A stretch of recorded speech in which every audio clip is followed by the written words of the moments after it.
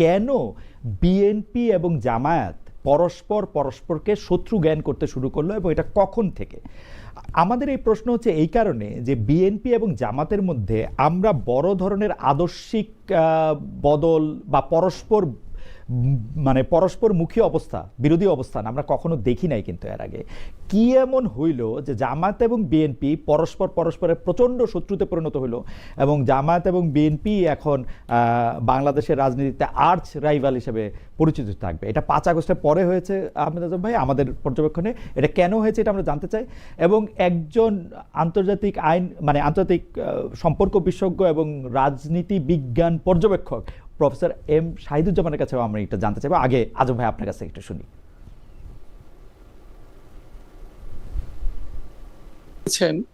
যে বিএনপি এবং জামায়াতের সাথে দীর্ঘদিন একটি আদর্শিক সম্পর্ক ছিল, এই কথাটি সঠিক নয় খালেদ। আসলে আমরা সব সময়ই বলেছি যে বিএনপি এবং জামায়াত সহ যে আরো অন্যান্য দলের জোট ছিল সেটা শুধুমাত্রই নির্বাচনী জোট ছিল, আন্দোলনের জোট ছিল, কখনোই আদর্শিক জোট ছিল না। বিএনপি বিশ্বাস করে গণতন্ত্রে, বিশ্বাস করে বাংলাদেশি জাতীয়তাবাদে, সেই ক্ষেত্রে জামায়াতের আদর্শ ভিন্ন। কাজেই জামায়াতের সাথে আমাদের কখনো আদর্শিক সম্পর্ক ছিল না, ছিল শুধুমাত্রই আন্দোলন এবং নির্বাচনের জন্য একটা সখ্যতা বা মনে করতে পারেন সম্পর্ক বা অ্যালায়েন্স। এখন এই 5ই অগাস্টের পর আমরা, তার আগেই আমরা কিন্তু এই জোটকে অকার্যকর করেছি এবং আমরা বলেছি যে আমরা সমমনারা একসাথে চলবো, কিন্তু জোটের প্রয়োজন নেই। এভাবেই কিন্তু বেশ কিছুদিন চলে এসেছিল। 5ই অগাস্টের পর জামায়াত সেই আগের মতোই একলা চলো নীতি নিয়ে বা তার সাথে কয়েকটি ইসলামিক রাজনৈতিক দল নিয়ে চলছে। আমরা গণতন্ত্র মানে বেশ কিছু রাজনৈতিক দল নিয়ে চলছি। সেক্ষেত্রে আপনি যে কথাটা বলেছেন যে এত শত্রুতায় পরিণত হলো কেন, আমি বলবো যে এটাও ভুল ধারণা। বিএনপির সাথে জামায়াতের কোনো শত্রুতা নেই, আছে রাজনৈতিক প্রতিদ্বন্দ্বিতা বা গণতান্ত্রিক রাজনীতিতে যে গণতন্ত্রের সৌন্দর্য, এক এক রাজনৈতিক দলের এক এক আদর্শ, সেই আদর্শ থেকে তার বক্তব্য সে প্রচার করে। সেই ক্ষেত্রে বিএনপি এবং জামায়াতের বক্তব্য নিশ্চয়ই আলাদা হবে, যেহেতু আলাদা সংগঠন, আলাদা আদর্শ, সেই ক্ষেত্রে নিশ্চয়ই আলাদা হবে। এবং সেই ক্ষেত্রে যখনই মিল খুঁজে না পাওয়া যায় তখন গণতান্ত্রিক যে পদ্ধতি, যে একের বক্তব্য নিয়ে অন্যজনের মধ্যে যে বাক বিতণ্ডা, সেটাও এক ধরনের গণতন্ত্রের সৌন্দর্য।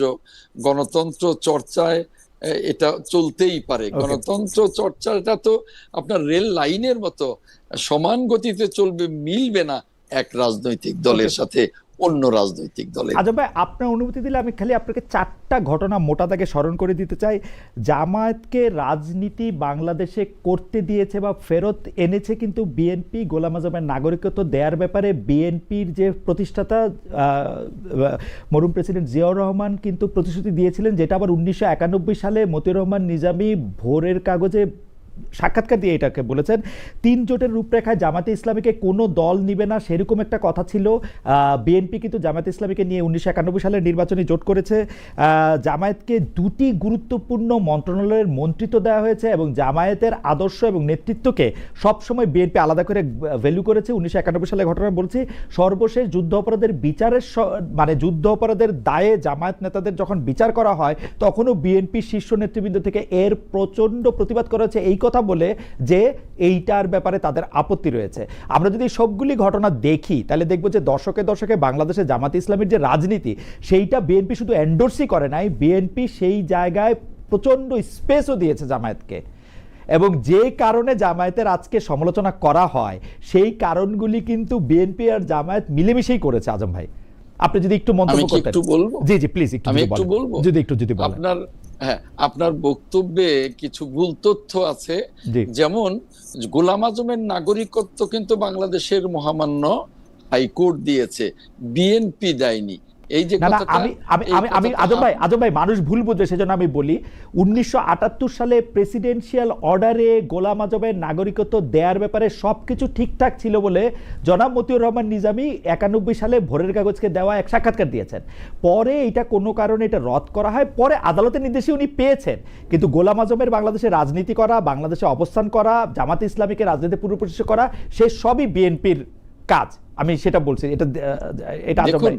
জি দেখুন, আমি আমি ক্লিয়ার করি আপনাকে। জি মতিউর রহমান নিজামী আজকে বেঁচে নেই। জি তিনি কি স্টেটমেন্ট দিয়েছেন সেটা তার সাক্ষাৎকার বিষয়, দিয়েছেন কিন্তু ভোরের কাগজে। হ্যাঁ, জি সাক্ষাৎকার দিয়েছেন সেটা তার বিষয়, কিন্তু দৃশ্যমান বিষয়টা হলো যে কোর্ট গোলাম আজমকে দিয়েছে। এখন আপনি বলবেন যে বাংলাদেশে আসার অনুমতি 1978 সালে গোলাম আজম পেয়েছে। দেখুন, গোলাম আজম জন্মসূত্রে নাগরিক ছিলেন, সেই হেতু তাকে অনুমতির বিষয় না, তিনি নাগরিক হিসেবেই বাংলাদেশে আসেন। আর 1991 সালে কিন্তু বিএনপির সাথে জোট ছিল না, আপনি খোঁজ নিয়ে দেখেন। হ্যাঁ, 1991 সালের নির্বাচনের পরে সরকার গঠনে জামায়াতে ইসলামীকে নিয়েছিল, সমর্থন ছিল, নিয়েছিল না, সমর্থন ছিল। 2001-এ সেটা ছিল, কিন্তু 91-তে ছিল না। বাট জামায়াতে ইসলামী সমর্থন ছিল, কিন্তু জামায়াতে ইসলামের সাথে কোনো অ্যালাই ছিল না। তখন জামায়াতে ইসলামী আলাদা করে নির্বাচন করেছিল। কিন্তু 96 সালে কিন্তু আওয়ামী লীগের সাথে জামায়াত ইসলামী নির্বাচন করেছে। তারও 91-এর আগে যদি না, আপনি বলেন, 96 সালে আওয়ামী লীগের সাথে নির্বাচন করে নাই কিন্তু জামাতে ইসলামী। 96 সালে তত্ত্বাবধায়ক সরকারের দাবিটা জামায়াতে ইসলামীর ব্রেন চাইল্ড, আওয়ামী লীগ সেইটার মধ্যে সামিল হয়েছিল অন্যান্য অনেক দলের মতো। আর মাঝখানে তো আজম ভাই, আমি তো মাঝখানে স্মরণ করাই দিই, ঘাতক দালাল নির্মূল কমিটি নামে যে কমিটিটা হয়েছিল, সেটাতে জাহানার ইমামকে রাষ্ট্রদ্রোহী এবং আরো তারা যারা ছিলেন তাদেরকে রাষ্ট্রদ্রোহী করেছিল, কিন্তু বিএনপি জেলে নেওয়া হয়েছিল কিন্তু জামায়াতকে খুশি করার জন্য। না না, আমি একটু বলি, 86 নির্বাচনের কথা আপনার মনে আছে কিনা? 86 নির্বাচন মনে আছে। 91-এর আগে 86 নির্বাচনে জামায়াত প্রথম নির্বাচনে এসেছিল, এবং যে নির্বাচনে জামায়াত ছিল, আওয়ামী লীগ ছিল, এরশাদ ছিল। রাইট। কথাটা, এটা যদি সত্যি হয়, তাহলে এটা যদি আপনি এন্ডোর্স করেন, তাহলে পরিষ্কার যে জামায়াত বিএনপির আগেই আওয়ামী লীগ এবং এরশাদের সাথে অ্যালায়েন্স করে কিন্তু বাংলাদেশের রাজনীতির পটে আসে এবং তারা নির্বাচনে আসে। এটা কিন্তু খুবই পরিষ্কার। আর একটা বিষয় হলো যে জামায়াত আর বিএনপির সাথে ওই যে আপনি অ্যালায়েন্সের কথাটা বলেছেন, সেই অ্যালায়েন্সের চেয়েও আওয়ামী লীগের সাথে কিন্তু দীর্ঘকালী 86-তে ছিল, আবার 96-এর আন্দোলনেও কিন্তু জামায়াত এবং আওয়ামী লীগ যুগপৎ আন্দোলনে ছিল। এটা কিন্তু আপনাকে মনে রাখতে হবে। কাজেই জামায়াত যেমন আওয়ামী লীগের সাথে ছিল, জামায়াত বিএনপির সাথেও ছিল। আমরা দুইটা ডিগ্রি চর্চায় সকল রাজনৈতিক দলকে, দুইটা ডিগ্রি আর মাত্রা কি এক? আওয়ামী লীগের সাথে যতটা জামাত ছিল আর বিএনপির সাথে যতটা জামায়াত ছিল, এক বা দুই, সেই হিসাবটা তো পরের কথা। বড় কথা হলো যে শুরুটা তো আওয়ামী লীগের সাথে, শুরুটা তো এরশাদের সাথে 86-এ। অতএব আমরা 1-2 এর হিসাবটা পরে বলি, শুরুটা কাদের সাথে সেটা বলি। আর বড় কথাটা হলো শুরুটা বিএনপির সঙ্গে। আমরা গণতন্ত্রের চর্চায় সকলকেই আমরা কিন্তু স্পেস দিয়েছি, আওয়ামী লীগকে স্পেস দেইনি। আওয়ামী লীগকে স্পেস না দিলে বাকশাল থেকে কি করে আওয়ামী লীগ হলো নতুন করে? আবার ওই যে 78 সালে যখন নতুন করে গণতন্ত্রের চর্চা শুরু করলেন রাষ্ট্রপতি জিয়াউর রহমান, তখনই আওয়ামী লীগের জন্ম, তখনই বিএনপির জন্ম, তখনই ইসলামিক ডেমোক্রেটিক লীগ ছিল, তার জন্ম। আচ্ছা, আমরা বোধহয় আজম ভাই আপনাকে বুঝতে পেরেছি এবং আজম ভাইয়ের সংযোগটাও খুব বাড়াবাড়ি রকমের খারাপ করছে। আমি একটু জনাব ডক্টর এম শাহিদুজ্জামানের কাছে একটু জানতে চাইবো যে স্যার, আপনি তো এটা শুনলেনই, আপনার কাছে কি মনে হয় জামায়াত আর বিএনপির সম্পর্ক আগে যেরকম ছিল এখন সেরকমই আছে? আমাদের বিবেচনায় যে সম্পর্কটা যে অবনতি ঘটলো, জামায়াত আর বিএনপি যে পরস্পর মুখোমুখি একটা অবস্থানে দাঁড়ালো, এর জন্য আসলে মানে কি ঘটনা বা কোন বিষয়টা দায়ী বলে আপনি মনে করেন, বা এর পিছনে কি রয়েছে? Professor M Shahiduzzaman. ধন্যবাদ খালেদ। তোমার প্রশ্নটা প্রথমে যে জিজ্ঞেস করেছিলে, it's a very powerful question, অত্যন্ত শক্তিশালী একটা প্রশ্ন, এবং আমি এর উত্তর দিতে গেলে একটা প্রোফাউন্ড ডিসএগ্রিমেন্টে চলে যাচ্ছে আমার বন্ধু অ্যাডভোকেট সাহেবের সাথে, আজম সাহেবের সাথে। কেননা আমাকে দেখতে হচ্ছে, সেই ঘুরে চলে যেতে হচ্ছে 1979-80-তে। আমরা তখন তিনজন প্রেসিডেন্ট জিয়াউর রহমানকে ব্রিফ করতাম ইরান ইরাক ওয়ার নিয়ে, সন্ধ্যার সময় অন্তত, সপ্তাহে 3 দিন রাত্রি 9টা থেকে প্রায় রাত 12টা পর্যন্ত।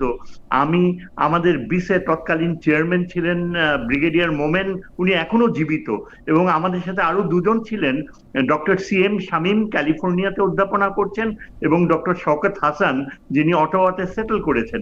আমি আপনাকে বলি, প্রেসিডেন্ট জিয়াকে যখন আমরা ব্রিফ করতাম, প্রায় কিন্তু তিনি আমাদেরকে এই প্রসঙ্গটা উত্থাপন করতেন। তাকে তার নিকটস্থ সিনিয়র কোনো পলিটিশিয়ান যদি জিজ্ঞেস করতেন যে স্যার আপনি জামাতের সাথে কেন সংযুক্ত করছেন বিএনপিকে, জামাত কেন, প্রেসিডেন্ট জিয়া, আমার এখনো মনে পড়ে স্পষ্টই, কিছুটা রাগত স্বরে বলতেন, ওরা তাহলে কোথায় যাবে, ওদেরকে কি আপনি মানে বিশ্বাসঘাতক ভেবে সারাক্ষণ কতদিন তাদেরকে দূরে ঠেলে রাখবেন? তাদের কি রাজনীতির অধিকার নেই? আমার কি দায়িত্ব নেই তাদেরকে রাজনীতিতে ফিরিয়ে আনার? দেখেন, এটাকে আপনি দুইভাবে দেখতে পারেন। প্রেসিডেন্ট জিয়া যে আবেগপ্রবণ ভাবে জামাতের প্রসঙ্গটা টেনেছে এবং বিএনপি এবং তার নিজের রাজনীতির সাথে সংযুক্ত করতে চেয়েছে, এটা কিন্তু আবেগপ্রবণ ছিল না, এটা অত্যন্ত ক্যালকুলেটেড ছিল। কেননা ওই সময়টায় তিনি, তার যে উত্থান ঘটেছিল, যে কঠিন বছরগুলো 77, 78, 79, তখন তিনি খড়কুটোর মতো প্রায় রাজনৈতিক অ্যালাই খুঁজছিলেন। আওয়ামী লীগ তাকে বারবার কোণঠাসা করেছে, তার রাজনীতি শেষ করে দিতে চেষ্টা করেছে, এবং সবচেয়ে উল্লেখযোগ্য মিত্রই ছিল এই জামাতে ইসলামী। এবং জামাতে ইসলামীর নেতৃত্বকে প্রেসিডেন্ট জিয়া দেখলেন যে তার রাজনীতির সাথে সংযুক্ত করতে পারলে তার সংখ্যাগত দিক থেকে রাজনীতিতে প্রবেশ করার উৎকর্ষটা ঘটবে। এবং এজন্যই আমি বলছি যে প্রেসিডেন্ট জিয়া যতদিন জীবিত ছিলেন, জামাতে ইসলামী কিন্তু বিএনপির রাজনীতির একটা স্তম্ভ ছিল। আমি আবার বলছি, আজম সাহেব, আপনি কিছু মনে করবেন না, ব্যক্তিগত কিছু না, কিন্তু আপনার সাথে আমি একদম সম্পূর্ণ দ্বিমত পোষণ করে বলছি যে জামাতকে যেভাবে প্রেসিডেন্ট জিয়া নিয়েছিল, কেননা ওই সময় প্রেসিডেন্ট জিয়া কিন্তু অনেক সময় কাটাতেন বিভিন্ন ইসলামিক স্কলারদের সাথে। আমার যারা সমসাময়িক তখনকার, তাদের মধ্যে চিরং ইউনিভার্সিটির ভাইস চ্যান্সেলর ছিলেন আব্দুল করিম সাহেব, আরো অন্যান্য ছিলেন যারা বাঙালি মুসলমানের ইতিহাস নিয়ে প্রচুর গবেষণা করেছিলেন। প্রেসিডেন্ট জিয়া কিন্তু ইসলামিক পার্সপেক্টিভ, মুসলমানদের ইতিহাস নিয়ে অত্যন্ত ঘনিষ্ঠভাবে জড়িত ছিলেন। এবং সেই অর্থে আমি বলবো যে জামাতে ইসলামীকে প্রেসিডেন্ট জিয়া, আমার এটা অত্যুক্তি হবে না বলতে, যে বাংলাদেশের যে ভৌগোলিক সীমান্ত এবং এই যে 71-এর মুক্তিযুদ্ধের মাধ্যমে আমরা 47-এর সীমান্তকেই বজায় রেখেছি, এটাকে কিন্তু প্রেসিডেন্ট জিয়া দেখতেন যে আমাদের দেশের যে স্বতন্ত্র যে আইডেন্টিটি, অর্থাৎ এই যে সেই অষ্টম নবম, I am sorry, 12th century থেকে যে সুলতানেট অফ বেঙ্গল ইভলভ করেছে, একদিন প্রেসিডেন্ট জিয়া কিন্তু এই কথাও বলেছিলেন যে আমাদের পলিটিক্যাল রুটস হচ্ছে এই ইখতিয়ার বিন বখতিয়ার খিলজির সময় থেকে, সুলতানেট অফ বেঙ্গল। এই বিষয়টা তার নিজস্ব ছিল না, তাকে নিশ্চয়ই এইভাবে ব্রিফ করা হয়েছিল, এবং এটা তিনি মেনে নিতেন। সেই অর্থে কিন্তু আমি একটু স্যার মাঝখানে একটু থামাই। প্রফেসর শাহিদুজ্জামান আমাদের সাথে জনাব আহমেদ আজম খান আবার ফিরে এসছেন। তো আপনি বলছিলেন যে মানে জামায়াতকে রাজনীতিতে পুনর্জীবন দেয়াতে প্রেসিডেন্ট জিয়াউর রহমানের একটা প্রত্যক্ষ ভূমিকা ছিল। এই জায়গা থেকে যদি স্যার এরপরে 91-96-তে যে আর্গুমেন্ট করলেন আহমেদ আজম খান ভাই, সেটা সম্পর্কে যদি একটু বলতেন। এখন তিনি শুনছেন এখন আমাদের, তিনি স্যার। ও আচ্ছা, প্রেসিডেন্ট জিয়াউর রহমান যখন এভাবে যে মৃত্যুবরণ করবেন সেটা তো কেউ ভাবেনি, কারণ ওই সময়টায় তার পূর্ণাঙ্গ প্রচেষ্টা ছিল ইসলামী বিশ্বের সাথে একটা বিশেষ সংযোগ স্থাপন করা। আমরা তাকে যখন ব্রিফ করতাম সপ্তাহে 3 দিন প্রায় এই বঙ্গভবনে বসে, এবং সেখানে তিনি বারবার ইরান ইরাক যুদ্ধের খুঁটিনাটি জানতে চেষ্টা করতেন, কেননা তিনি তার সদস্য ছিলেন। মাঝে মাঝে হঠাৎ প্রেসিডেন্ট জিয়াউল হকও পাকিস্তান থেকে তাকে টেলিফোন করতেন এবং আমাদেরকে তার সামরিক সচিব পাশের ঘরে চলে যেতে বলতেন। তিনি 20 মিনিট আধ ঘন্টা প্রেসিডেন্ট জিয়াউল হকের সাথে আলাপ করতেন কিভাবে ইরান ইরাক যুদ্ধের পরিসমাপ্তি ঘটাবেন, কেননা তিনি নিজেকে ভাবতেন ইসলামী বিশ্বে তার একটা স্বতন্ত্র অবস্থান তিনি গড়ে তুলবেন। এটা এত গুরুত্বপূর্ণ ছিল, এবং সেখানে সেদিক থেকে চিন্তা করলে যে ডোমেস্টিক পলিটিক্সে জামাত ও ইসলামী দলগুলো তার জন্য বিশেষ গুরুত্ব বহন করত। এবং আমি বললে এটা অত্যুক্তি হবে না যে বিএনপি যে জিয়াউর রহমান যে ফাউন্ডেশন করেছিলেন তার মূল শক্তি ছিল ইসলামিক ফোর্সেস, ইসলামিক রাজনীতি। কিন্তু স্যার এখানে তো একটা কথা, আমরা এটা যদি মেনেও নেই, কিন্তু ইসলামিক রাজনীতি বা ইসলামিক শক্তি আপনি ইরাক ইরান বা যদি প্যালেস্টাইনের ক্ষেত্রেও প্রেসিডেন্ট জিয়াউর রহমানের আপনি অবস্থান দেখেন, তাহলে এটা একদম স্পষ্ট, এটাতে আর কোনো মানে ডাউট রাখারই কোনো জায়গা নাই। কিন্তু ঘটনা হইতেছে যে তার মানে তো এইটা না যে জামায়াতে ইসলামীর আদর্শ বিএনপি ধারণ করে। জামায়াতে ইসলামীর আদর্শের সাথে তো বিএনপির অমিল থাকতেই পারে, বা এক ধরনের মানে শত্রু বন্ধু থাকতে পারে। আপনি যদি 91-96-2001-এর পার্সপেক্টিভ থেকে আপনি বলেন যে সত্যিই কি জামায়াত আর বিএনপি মিলেমিশে ছিল, নাকি জামায়াত আর বিএনপির মধ্যে একটা দূরত্ব সবসময় ছিল, যেমনটা দাবি করছেন জনাব আহমেদ আজম খান? আমার কাছে কিন্তু জিয়াউর রহমানের সময় সেই দূরত্ব চোখে পড়েনি। হ্যাঁ, আপনি যেটা বলছেন মতাদর্শগতভাবে জিয়াউর রহমান আর জামাতের এই ধর্মীয় রাজনীতির প্রতি তার কোনো রকমের আগ্রহ ছিল না। তার আগ্রহটা আমি যতদূর বুঝতে পেরেছি, তিনি কিন্তু বিএনপির মতাদর্শকে তখনও মানে ওই সময়টায় ইনফ্যান্সিতে ছিল, কিভাবে গড়ে উঠবে তার জন্য তিনি প্রচুর গবেষকদের ডাকতেন যে বিএনপির ভবিষ্যৎ রূপরেখা কি হবে। এবং আপনি এটা ঠিকই বলেছেন, জামাতের যে মতাদর্শ, যেমন ধরেন এই যে শরিয়া আইনের বিধান করা, তারপর জামাতের যে মৌলিক ধারণাগুলো মওদুদি, এগুলোর প্রতি জিয়াউর রহমানের সামান্যতম আগ্রহ ছিল না। তার আগ্রহটা ছিল এই জন্য যে তিনি ভারতের বিপক্ষে বাংলাদেশের যে স্বতন্ত্র অবস্থান দাঁড় করাবেন, সেদিক থেকে জামাতই ছিল তার সবচেয়ে নির্ভরযোগ্য মিত্র। কেননা আওয়ামী লীগকে ফাইট করতে হলে এবং ভারতের বিপক্ষে ইসলামী বিশ্বের একটা গুরুত্বপূর্ণ দেশ হিসাবে উপস্থাপন করতে, এবং তাছাড়া আপনি হয়তো যেটা আমি ইন্ডিকেট করলাম যে পাকিস্তানের সাথে কিন্তু জিয়াউর রহমানের অত্যন্ত ঘনিষ্ঠ সম্পর্ক ছিল, প্রেসিডেন্ট জিয়াউল হকের সাথে ফোনে কথা বলতেন। কাজেই রাজনৈতিক দিক থেকে জামাতকে তিনি ব্যবহার করতে চেয়েছেন, ইউজ করতে চেয়েছেন ভারতের। স্যার আমাদের তো খুব সময় নাই। আপনি যদি স্যার এখন বেগম জিয়ার আমলে 91-96 বা বেগম জিয়া যখন থেকে পার্টির নেতৃত্ব দিয়েছেন তখন থেকে জামায়াতের সাথে বিএনপির সম্পর্কটা যদি একটু বলে, আপনি কেন এই মুহূর্তে আপনি তাদের মধ্যে খুব একটা শত্রুতা দেখেন কিনা, এটা যদি একটু বলতেন স্যার 1-2 মিনিটে। স্যার ধন্যবাদ। বেগম জিয়ার সময় কিন্তু বেগম জিয়ার খুব একটা মানে আমি শ্রদ্ধা রেখেই বলছি যে রাজনীতির ব্যাপারে তার খুব বেশি গভীর যে গবেষণাধর্মী মনোভাব সেটা ছিল না, স্বাভাবিক কারণেই ছিল না। তিনি এক্সপেক্ট করেননি যে রাজনীতির দায়িত্ব তার হাতে পড়বে, সুতরাং তিনি অনেক বেশি রিলাই করতেন তার আমলাদের উপর এবং বিএনপির সেই সময় উদীয়মান নেতৃত্ব। এরা কিন্তু জিয়াউর রহমানের সময় তাদেরকে অনেকে চিনতই না, যেমন ফখরুল ইসলাম আলমগীর বলেন, আরো অন্যান্য আমির খুসরি, মাহমুদ চৌধুরী বলেন, এরা বেগম জিয়ার প্রোডাক্ট, এবং প্রেসিডেন্ট জিয়ার সাথে এদের কোনো সম্পর্ক কোনো কিছুই ছিল না। কাজেই এতে অবাক আপনি যেই প্রশ্নটা করলেন শেষে যে কেন জামাতের সাথে বর্তমানে দূরত্ব হয়ে গেল, এটার কারণ হচ্ছে এই যে প্রেসিডেন্ট জিয়ার যে রাজনীতি, সেই রাজনীতির সাথে এদের সরাসরি কোনো পরিচিতিই ছিল না। ফখরুল ইসলাম আলমগীর বিএনপিতে যোগ দিয়েছে জিয়ার মৃত্যুর প্রায় 10 বছর পরে। এবং এখন যদি আপনি তার কথাগুলো শুনেন, তার ভাষাগুলো শুনি, আমি অবাক হয়ে যাই। আমি কিছুতেই জিয়াউর রহমানের সাথে এই ভদ্রলোককে রিলেট করতে পারি না। তিনি বামপন্থী ছিলেন, এবং এই যে এখনকার যারা রয়েছে, আমির খসরু মাহমুদ চৌধুরী বলেন, তারপরে এই যে একদম লেটেস্ট প্রোডাক্ট হচ্ছে সালাউদ্দিন, 9 বছর ভারতীয় কাস্টাডিতে থাকার পর তিনি এক লাফে এসে বিএনপির মুখ্য নেতা হয়ে যান। এটা তো মানে স্বাভাবিক কমন সেন্সও বলবে যে নিশ্চয়ই একটা বিশেষ কারণ রয়েছে, তা না হলে এটা কিভাবে না, সম্ভব আমার যে তো স্যার বিএনপিতে আপনি।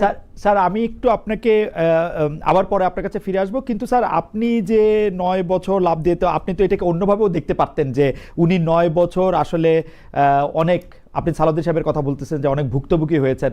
আপনি মির্জা ফখরুল ইসলাম আলমগীরকে আপনি দেখবেন যে দল 15 বছর এরকম নিষ্পেষণের মধ্যেও, আওয়ামী লীগের এরকম দুঃশাসনের মধ্যে দলটিকে তিনি একসাথে ধরে রেখেছেন। জনাব আমির খসরু মাহমুদ চৌধুরীকেও আপনি দেখতে পারতেন সিনিয়র নেতৃবৃন্দের মধ্যে সবচেয়ে বেশি অ্যাক্টিভ ছিলেন। কিন্তু আপনি স্যার উল্টোটা দেখছেন কেন, সেইটা একটা প্রশ্ন, আমরা আবার আপনার কাছে আসবো। জনাব আহমেদ আজম খান, আমাদের বক্তব্যের মধ্যে কিন্তু আপনি কিছুক্ষণ বাইরে ছিলেন, কিন্তু স্যার কিন্তু একদম স্পষ্ট বলেছেন যে জামাতের সাথে বিএনপির একটা নিবিড় সম্পর্ক ছিল। এই নিবিড় সম্পর্কটা যে এখন শেষ হয়েছে তার কারণ তারা জিয়াউর রহমানের আদর্শ থেকে একটু দূরে সরে গেছেন। আমাদের প্রশ্ন আমরা যদি এরকম ভাবে করি যে বিএনপির সাথে তো জামাতের একটা সুসম্পর্ক ছিল, এই সুসম্পর্কটা নাই, পরিবর্তনটা কার হয়েছে, বিএনপির নাকি জামায়াতের? আজম ভাই একটু যদি। দেখুন, জি দেখুন, শহীদুজ্জামান ভাই তার দৃষ্টিভঙ্গি থেকে তিনি আলোচনা করেছেন। যেমন তিনি বলেছেন যে ম্যাডাম খালেদা জিয়া খুব গবেষণা ধর্মী রাজনীতিটা করেননি, এটা ওনার দৃষ্টিভঙ্গি। আমি বলবো যারা গণতান্ত্রিক রাজনীতি করে তারা কেউই কিন্তু গবেষণা ধর্মী করে না। যে কোনো গণতান্ত্রিক রাজনৈতিক দলের আলাদা থিঙ্ক ট্যাঙ্ক থাকে, সেই থিঙ্ক ট্যাঙ্ক এই রাজনৈতিক নেতৃত্বকে যেভাবে বিভিন্ন প্ল্যানিং দেয়, তার উপরেই রাজনৈতিক নেতৃত্ব রাজনীতিটা করে থাকেন বা নেতৃত্বটা দিয়ে থাকেন। আমি মনে করি যে বাংলাদেশের রাজনীতিতে স্বাধীনতার পর থেকে এখন পর্যন্ত সবচেয়ে দেশপ্রেমিক এবং সবচেয়ে জনপ্রিয় নেত্রী দেশনেত্রী ম্যাডাম খালেদা জিয়া। কাজেই তিনি যেভাবে নেতৃত্বটা দিয়েছেন বিএনপিকে এবং যেভাবে 9 বছর আন্দোলন করে স্বৈর শাসকের পতন ঘটিয়েছে, অনেকেই সেই কৃতিত্বটা নিতে পারেন, কিন্তু আসলে বিএনপির সেই কৃতিত্বই একক কৃতিত্ব দেশনেত্রী ম্যাডাম খালেদা জিয়ার। এবং তারপর তিনবার তিনি প্রধানমন্ত্রী হয়েছেন এবং দেশকে তিনি যেভাবে নেতৃত্ব দিয়েছেন। এখন শহীদুজ্জামান ভাই যেটা বললেন যে বিএনপির সাথে জামায়াতের নিবিড় সম্পর্ক, দেখুন একটা দলের সাথে যে দীর্ঘদিন যদি অ্যালায়েন্স থাকে, সম্পর্কটা তো একটু গভীর থাকেই। তাই বলে ওই দলের আদর্শ আর এই দলের আদর্শ মিলে যাবে তা কিন্তু আচ্ছা ঠিক আছে, যেটা আমরা সবসময়ই বলেছি। ভাই আমরা ধরে নিলাম যে আদর্শের মধ্যে কিছু পার্থক্য ছিলই। এমন কোন ঘটনা কি আছে যেটা জামায়াতের সাথে বিএনপির সম্পর্কটা একটু খারাপ দিকে যাওয়ার ক্ষেত্রে ট্রিগার করেছে? আমরা এটাই জানতে চেয়েছিলাম যে মানে জামাতের সাথে তো বিএনপির একরকম আমরা সম্পর্ক ছিলই, যেটা আমরা সাদা চোখে যেরকমই দেখি। কোন স্পেসিফিক ঘটনা এটাকে ট্রিগার করেছে কি নাজম ভাই? না, কোনো স্পেসিফিক ঘটনা নয়। 5ই অগাস্টের পরে আমরা যেহেতু 5ই অগাস্টের আগেই আমাদের জোটকে ভেঙে দিয়েছি, কাজে জামায়াত 5ই অগাস্টের পর নিজস্ব ধ্যান ধারণায় তারা এককভাবে পথ চলতে চেষ্টা করছে এবং তারা চিন্তা করছে যে আমাদের চেষ্টায় আমরা বাংলাদেশের রাজনীতিতে দাঁড়িয়ে যাব। আর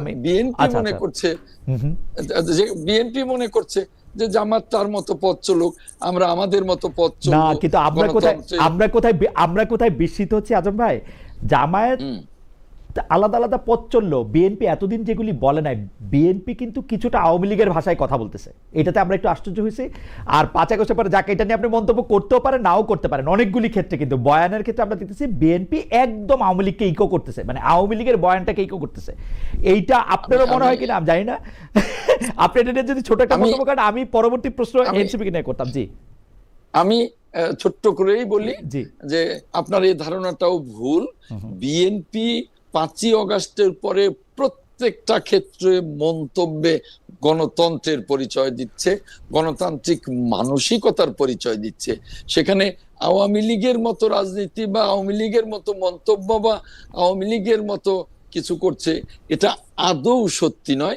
বিএনপি স্বতন্ত্রভাবেই গণতান্ত্রিক আপনাকে পাশাপাশি দেখে দেখাতে পারি যে বিএনপি কোথায় আওয়ামী লীগের মতো মন্তব্য করছে এবং কোন মন্তব্যগুলি আসলে বিএনপি তার আগের 16 বছর 15 বছর 20 বছর আমরা করতে দেখিনি। যাই হোক, আমি কথায় আসি, 5 আগস্টের পরে বিএনপি রাজনীতিতে, আজম ভাই আপনি থাকেন, আপনি চলে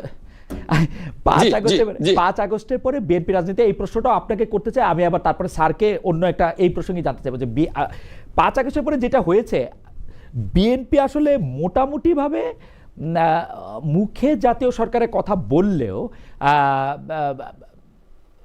5 আগস্টের পরে এনসিপির সাথে সম্পর্ক যদি আমরা বলি, নতুন রাজনৈতিক দল, সেইটাকে একদম মানে আমি বলবো আক্রমণ করা, এক ধরনের তুচ্ছতাচ্ছিল্য করা, তারপরে নিজেরা এটাতে করা, এইটা বিএনপি অনেক বেশি করছে। বিএনপি এনসিপিকেই বা রাজনৈতিক প্রতিপক্ষ কেন করলো? এখন আবার শুনতেছি বিএনপি আর এনসিপির মধ্যে একটা রাজনৈতিক জোটও হইতে পারে, কিন্তু ফ্যাক্ট রিমেন্স, জোট হোক বা না হোক, আপনার কাছে কি মনে হয় না আজম ভাই, বিএনপি এনসিপিকে বা এই নতুন রাজনৈতিক দলকে কে বেশি ওই 5 আগস্টে বা জুলাই আগস্টে কে বেশি আত্মত্যাগ করেছে সেটা নিয়ে মানে অত্যন্ত অন্যায্য অনেক সময় আক্রমণ করেছে?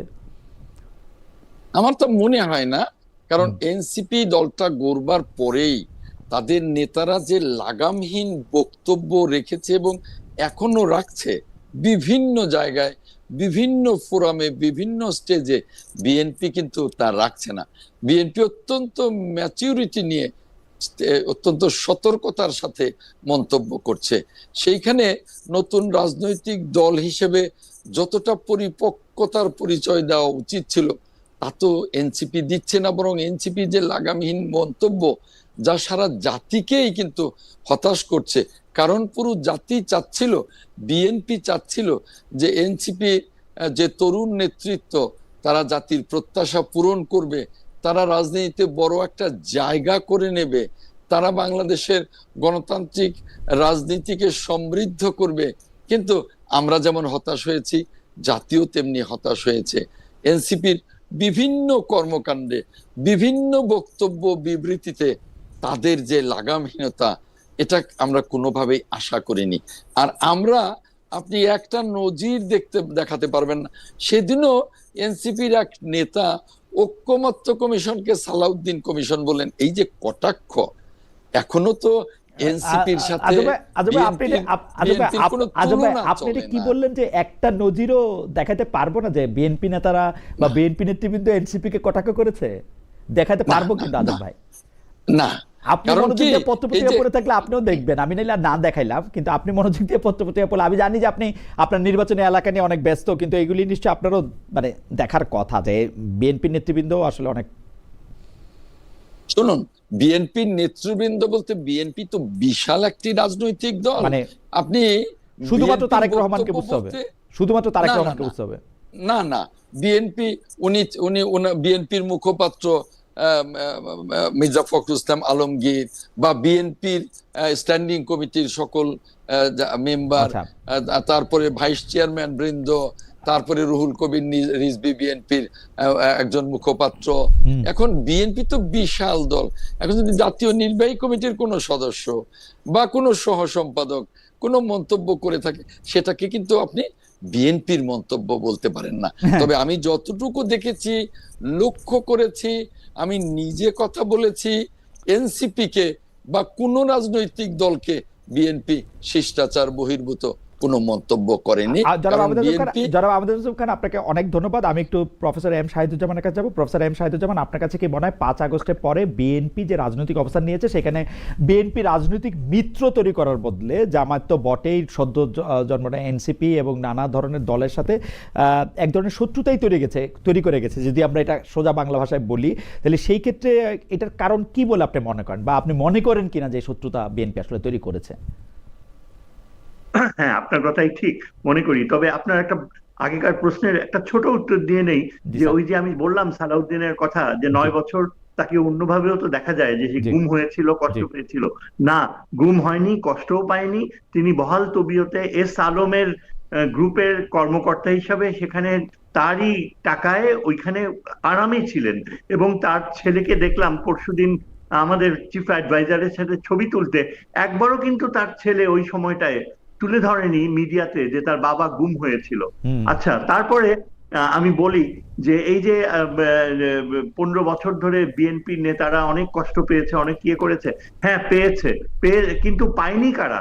যারা এই যে এখন একেবারে বৃদ্ধ নেতৃত্ব, ফখরুল ইসলাম আলমগীর, আমির খসরু মাহমুদ চৌধুরী, এই যে একটা ছোট্ট গোষ্ঠী যাদের কথা আমরা দেখি, তারা কিন্তু বারবার নেতৃত্বকে ঠিক শেষ মুহূর্তে এসে ঠিক লিডারশিপটা দিতে পারেনি। এবং অনেকেই মনে করে যে তারা একটা বিশেষ অনুগ্রহ পেয়েছে আওয়ামী লীগের কাছ থেকে। আজকে আপনি যদি আপনার প্রশ্নের উত্তরে যাই খালেদ, যে এই 5ই অগস্টের পরে কেন ওই ছাত্রদের সংগঠনের সাথে বিএনপির এই দূরত্বটা হয়েছিল? এই দূরত্বটা হয়েছিল কারণ বিএনপির যে বৃদ্ধ নেতৃত্ব, এরা স্ট্যাটাস কিউ ওরিয়েন্টেড ছিল। এরা ছাত্রদের নেতৃত্বে যে এত বিরাট একটা আন্দোলন হয়েছে, এটা তারা ঠিক মনে প্রাণে গ্রহণ করেনি, মেনেও নেয়নি। কিন্তু স্যার আপনি কি স্যার সত্যিই মনে করেন যে ছাত্রদের যে এই নেতৃত্বে এই আন্দোলনের মধ্যে বিএনপির অনেক বড় একটা অবদান ছিল না? আপনি কি মনে করেন না যে এর মধ্যে জামায়াতের অনেক বড় একটা অবদান ছিল না?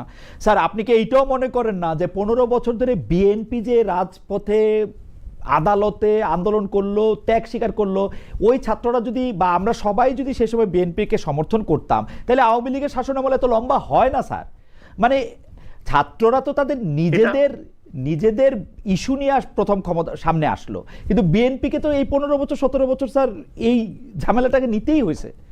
এইটা কি স্যার আপনি দেখবেন না? সেটা আমি মেনে নিচ্ছি, কিন্তু বিএনপি যতই সেই সংগ্রাম করুক, ওই সংগ্রামের মাত্রা বিএনপির নেতৃত্বে এমন কোনো ধারালো কোনো কিছু ছিল না যে আওয়ামী লীগের পতন ঘটাবে। এবং সেটার বিশেষ কারণ ছিল এই যে ভারত নিষ্ঠার সাথে আওয়ামী লীগকে সমর্থন দিয়ে গিয়েছে। স্যার এইটা একটা কারণ স্যার, কিন্তু ইতিহাসের খাতিরে তো আপনি বলতে হবে, এইবার যেমন জুলাই আন্দোলনের এই প্রাণক্ষয়ী সংঘর্ষে আমরা যেমন সবাই মিলে এটাতে অংশগ্রহণ করেছিলাম যে যার জায়গা থেকে, বিএনপির এই আন্দোলনগুলিতে তো আমরা কেউ অংশগ্রহণ করি নাই।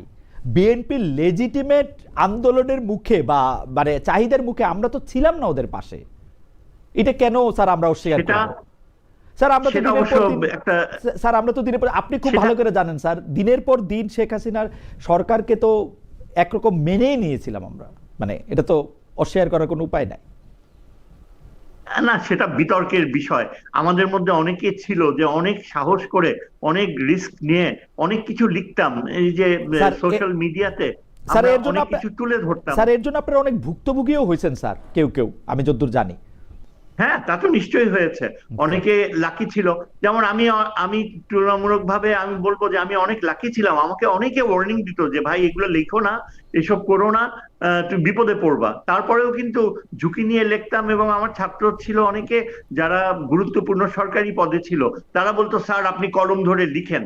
আচ্ছা, এটা আমার কথা না বলাই ভালো, কিন্তু যে কথা আমি বলতে যাচ্ছি যে বিশেষভাবে ছাত্রদের যে স্যাক্রিফাইস, বুকের রক্ত দেয়া, এটা কিন্তু অ্যাবসলিউটলি অন্যরকম ছিল, অন্য মাত্রায় নিয়ে গিয়েছে। যার কারণে ভারতের নিরাপত্তা উপদেষ্টা, যিনি সরাসরি সমস্ত কিছু টেলিভিশনে দেখছিলেন, তিনি সরাসরি সেনাবাহিনী প্রধানকে বললেন যে এটা ঠেকানো যাবে না, আপনি শেখ হাসিনাকে পাঠিয়ে দেন। এটা তো সত্যি কথা যে শেখ হাসিনা পুরাপুরি, আওয়ামী লীগ পুরাপুরি ভারতের নির্দিষ্ট ছক অনুযায়ী চালিয়ে যেতে চাচ্ছিল। হাসিনা তো চেয়েছিল যে ভারতীয় সামরিক বাহিনী হস্তক্ষেপ করুক। তিনি সরাসরি যে সেটা বলেছেন, এটাও তো সত্যি কথা। তাইলে কি সম্ভব হতো বিএনপির পক্ষে ঠেকানো? কারণ এটা ওই আজিজ দোভাল বুঝতে পেরেছিল যে শত শত হাজার হাজার মানুষ ঢাকা শহরে ঢুকছে, তারা রক্ত দিচ্ছে, বুলেটের সামনে দাঁড়াচ্ছে। এই প্রক্রিয়াটা তো একেবারে অভিনব ছিল। স্যার আমি এটা অস্বীকার করতেছি না, কিন্তু যদি বিএনপি এবং জামায়াতের মতো এত সাংগঠনিক দক্ষতা সম্পন্ন, বিশেষ করে বিএনপির যাদের গ্রাসরুট লেভেলে প্রচুর পেনিট্রেশন, মানে অনেক লোকজন আছে, তারা যদি পাশে না দাঁড়াইতো, স্যার আপনি কি মনে করেন শুধু ছাত্রদের পক্ষে এই আন্দোলনটা কন্টিনিউ করা বা জয়লাভ করা সম্ভব হইতো স্যার? আপনি কি এরকম মনে করেন? না, আমি সেটা অস্বীকার করছি না। আমি একটা কথাই জোর দিচ্ছি খালেদ, দেখো এই যে এখন ইলেকশনের সময়টা চলে আসছে, একটা কথাতেই জোর দিচ্ছি, আমি এটা বলতে যাচ্ছি যে তুলনামূলকভাবে বিএনপির যে তারুণ্য, তাদের যে বিশাল একটা জনশক্তি, তাদের ত্যাগ কেউ অস্বীকার করতে পারবে না। জামাতে ইসলামীরও তাই, তাদের বিশাল একটা কন্ট্রিবিউশন ছিল। কিন্তু আমি এখনো বলবো যে বিএনপির নেতৃত্বে কি অনেকটা মিস্ট্রি ছিল, অনেকটা আচ্ছা শর্টকামিং স্যার, ছিল, এই মনে জায়গায় হতো স্যার এই শেষ জায়গায় মুহূর্তে যে স্যার দে এই উড যে ব্যাক অফ। হ্যাঁ, স্যার এটাই আমি এবং এই যে এখন যে সামনে দেখেন যে ইলেকশন হবে, এত ডেলিগেট সিলেক্টেড হয়েছে, আজম ভাইকে আমি কনগ্রেচুলেশন জানাচ্ছি, তিনি সিলেক্টেড হয়েছে, কিন্তু আমি মনে খুব কষ্ট পাই, আমার খুব খারাপ লাগে যখন আমি দেখি যে রিপন আসাদুজ্জামান রিপন নমিনেশন পায়নি, রুমিন ফারহানা নমিনেশন পায়নি। এরাই তো ডিজার্ভ করে, ওই বৃদ্ধরা ডিজার্ভ করে না। এবং আমি আশা করি যে এই বৃদ্ধদেরকে ঠেলে দেবে, এবং তারেক জিয়া যখন ঢাকায় আসবে তখন যেন যারা সত্যিকারের যোগ্য মধ্যবয়স্ক, এই যে আজম ভাইয়ের মতো, তাদের হাতে বিএনপির নেতৃত্ব থাকার কথা।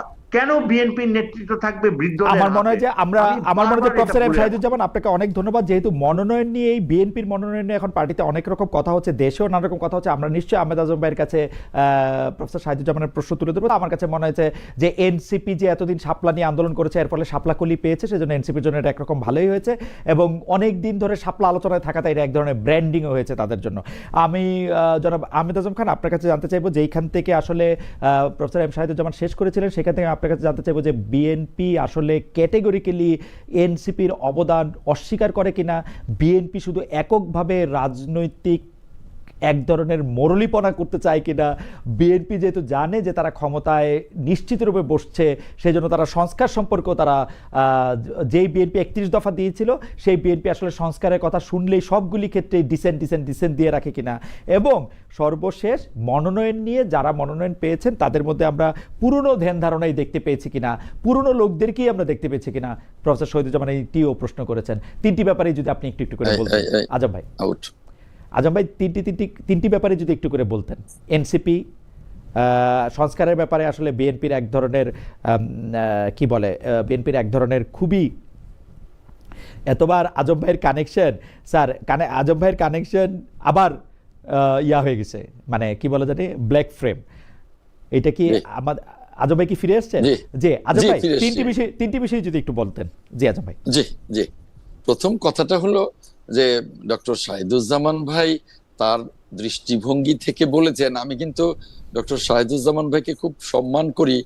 যখন ফ্যাসিবাদ বিরোধী আন্দোলনে আমি রাজপথে ছিলাম, আমি টক শোতে ছিলাম, আমি আদালতের লড়াইয়ে ছিলাম, তখন আমি দেখেছি প্রফেসর শাহিদুজ্জামান ভাইকে তার শক্ত লেখনীতে, তার টকশোর শক্ত বক্তব্যে, যে কারণে আমি তাকে অত্যন্ত সম্মান করি, যে তার যে অবদান ফ্যাসিবাদ বিরোধী আন্দোলনে, এটাও কিন্তু মনে রাখবার মতো, এটা স্মরণীয়।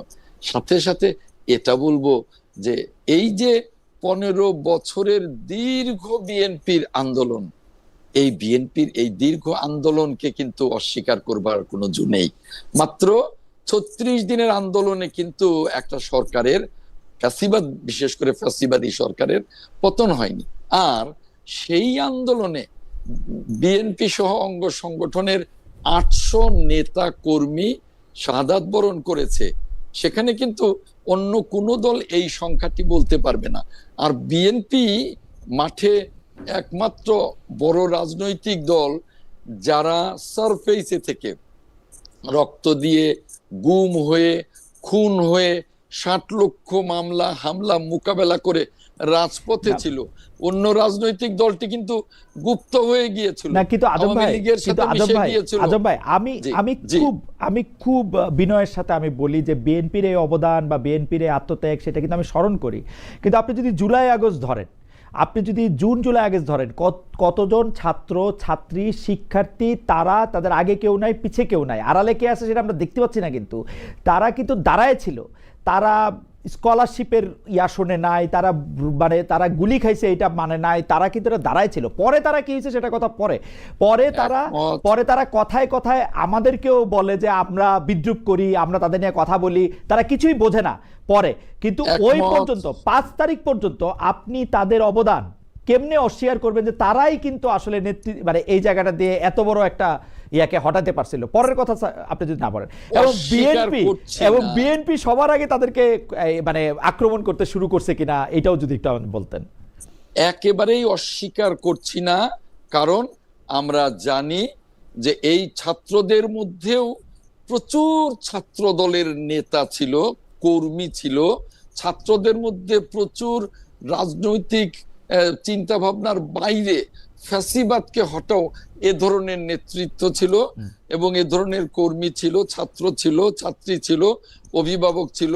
তারপরেও আমরা কোনো কারোর অবদানকে অস্বীকার করি না। আজকে যারা এনসিপি তাদের অবদানকেও মোটেও অস্বীকার করি না। কিন্তু একটা কথা আপনার মনে থাকবার কথা বলতে, আপনি যদি পড়ে থাকেন, আপনি তখন জন্ম হয়নি। আমি 69-এর আন্দোলনে সক্রিয় রাজনৈতিক কর্মী ছিলাম। সেই 69-এর আন্দোলনে আমরা তো অভ্যুত্থান করেছিলাম, ক্ষমতায় যাইনি। যখন এরশাদ বিরোধী আন্দোলনে 90-তে 9 বছর আন্দোলন করে যখন আমরা স্বৈরাচারের পতন ঘটিয়েছি, তখন কিন্তু ছাত্ররা ক্ষমতায় যায়নি। আমরা কিন্তু দেখেছি যে শ্রীলঙ্কায় ছাত্ররা যখন আন্দোলন করে অভ্যুত্থান করে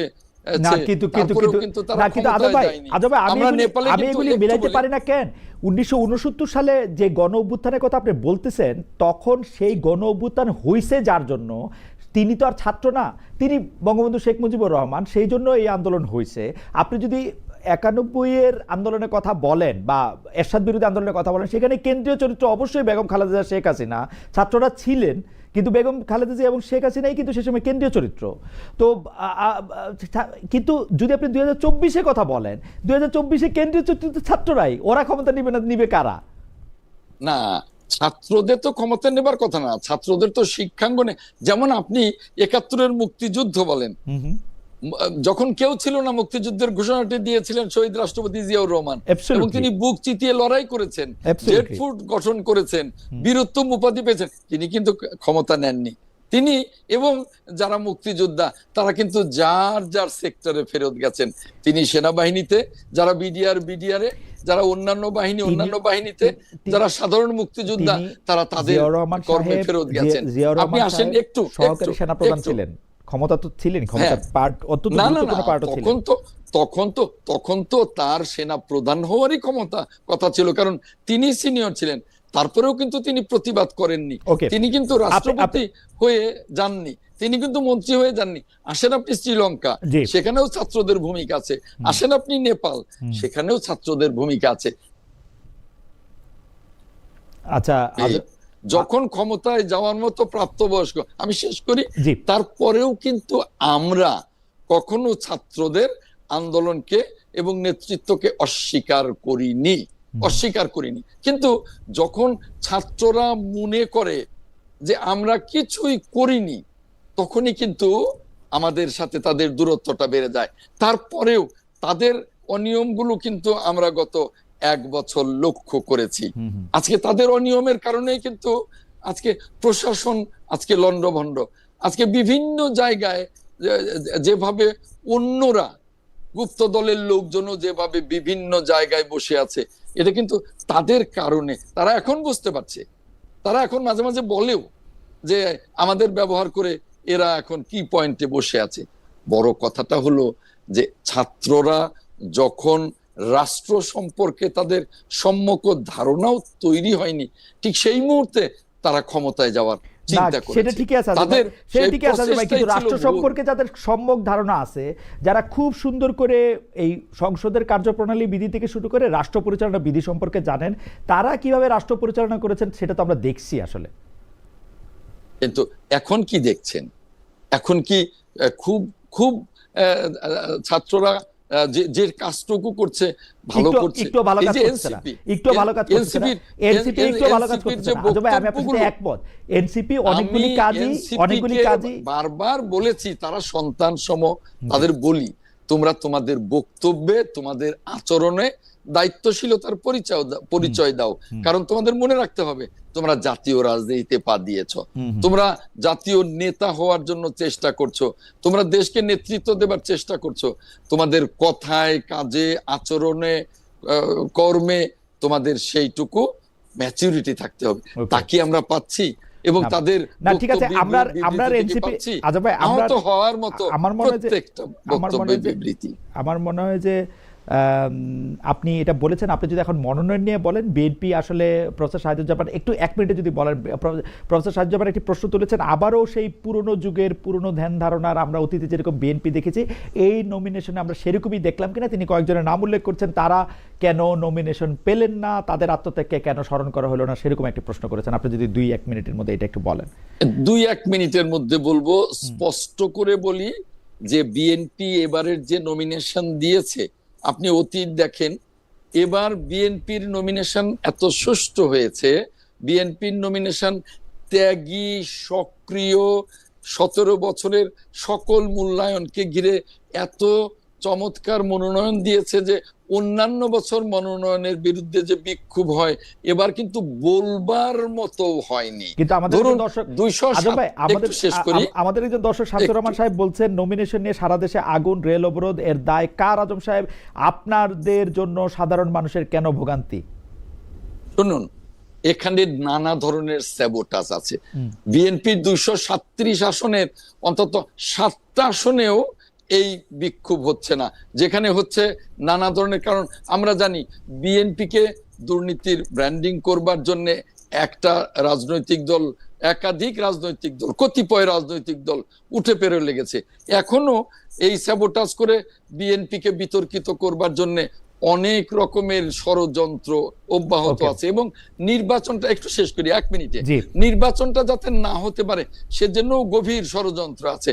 এখন শাহিদুজ্জামান ভাই যে কথাটা বললেন, রুমিন ফারহানা বা আরেকজন, তাদের তো আমাদের ভারপ্রাপ্ত চেয়ারম্যান স্পষ্ট করে বলেছে, যারা ত্যাগী তাদের, যাদের মনোনয়ন দেওয়া সম্ভব দেব, বাকিদেরকেও আমরা মূল্যায়ন করব। তাদের কিন্তু ফেলে দেওয়া হয়নি এবং এখনো কিন্তু 63 আসন বাকি আছে। অতএব আমরা এবার যা দেখছি যে কোন ত্যাগী, সক্রিয়, 17 বছরে যারা তাদের কাউকে আমরা ফেলে দিব না।